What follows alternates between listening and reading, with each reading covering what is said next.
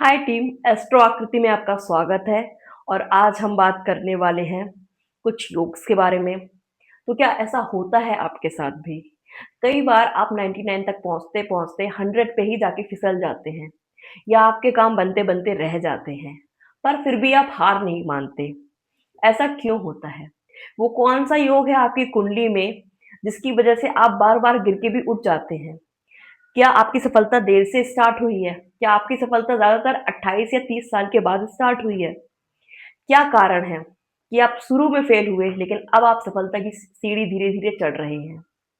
तो आपकी कुंडली में भी हो सकता है यह योग, जिसे हम कहते हैं नीच भंग राजयोग।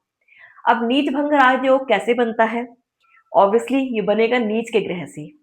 जब भी 9 प्लैनेट्स में से कोई भी ग्रह अपनी नीच की राशि में बैठ जाए, जो कि मैं आपको बता चुकी हूँ कि चंद्रमा हमारा वृश्चिक राशि में नीच का होता है, सूर्य तुला राशि में नीच का होता है, शनि मेष राशि में नीच का होता है, मंगल कर्क राशि में नीच का होता है, गुरु मकर राशि में नीच का होता है, राहु वृश्चिक राशि में नीच का होता है, केतु केतु वैसे नीच का नहीं होता है, फिर भी हम मानते हैं कि केतु अगर वृषभ में है तो वो अच्छा नहीं है।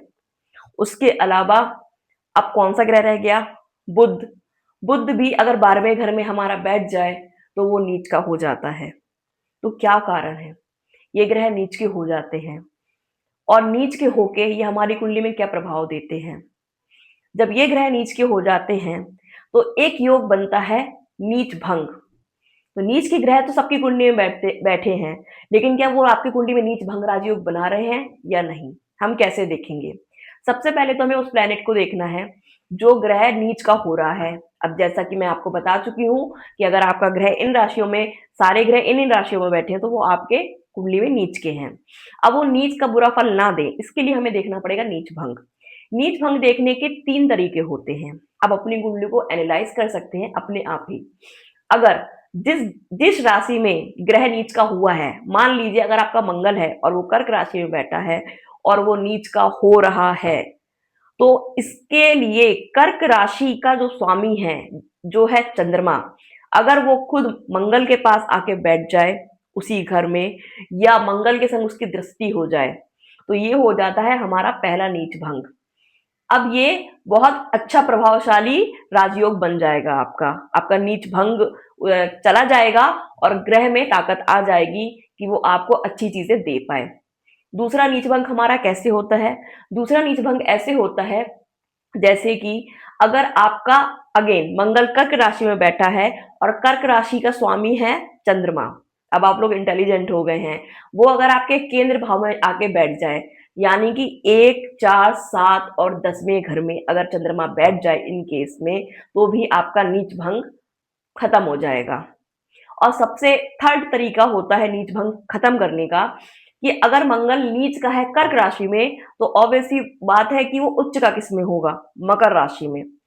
तो अगर मंगल मकर की राशि में उच्च का होता है, तो आप ये देखो मकर की राशि का स्वामी कौन है? शनि देव। अगर शनि देव मंगल के पास आके बैठ जाएं और मंगल से उनकी दृष्टि हो जाए, तो भी आपका नीच भंग राजयोग खत्म हो जाता, शुरू हो जाता है, और नीच का जो प्रभाव दे रहा है ग्रह वो खत्म हो जाता है और आप गिर के भी संभल जाते हो। और वो ये योग रतन टाटा जी की कुंडली में भी है। बड़े बड़े जो भी लोग ज्यादातर अपनी बात की एज में सक्सेस होते हैं, उसमें ये देखा गया है कि शुरू में वो क्यों फेल हुए थे, क्योंकि कुछ ग्रह थे जो उनको तरक्की नहीं करने दे रहे थे। ये ग्रह ज्यादातर प्रभाव दिखाते हैं आपकी 28 या 30 की एज के बाद।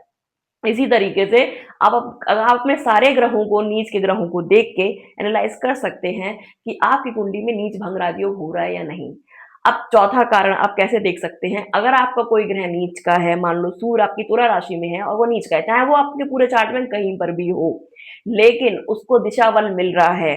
सूर्य अगर 10वें 11वें घर में बैठ जाए तो कहते हैं उसको दिशा बल मिल रहा है।